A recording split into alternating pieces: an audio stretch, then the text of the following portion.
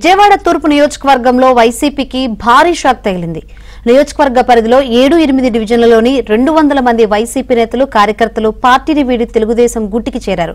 వారందరికీ విజయవాడ ఎంపీ కూటమి అభ్యర్థి కేశినేని చిన్ని, పార్టీ జిల్లా అధ్యక్షులు నెట్టెం రఘురాం కండువాలు కప్పి పార్టీలోకి ఆహ్వానించారు. చంద్రబాబును సీఎం చేయడం కోసం నేతలు కష్టపడి పనిచేయాలని పిలుపునిచ్చారు. కూటమితోనే రాష్ట్రం అభివృద్ధి చెందుతుందన్నారు.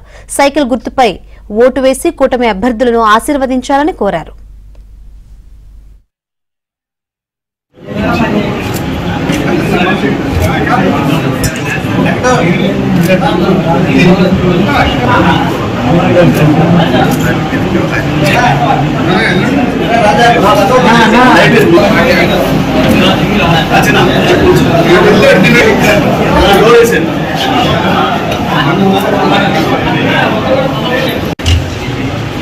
సార్ ఎలా చూడండి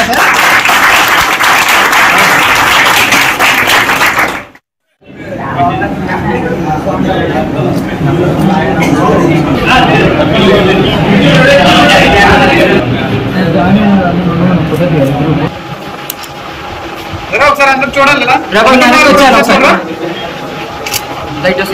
తీసుకో.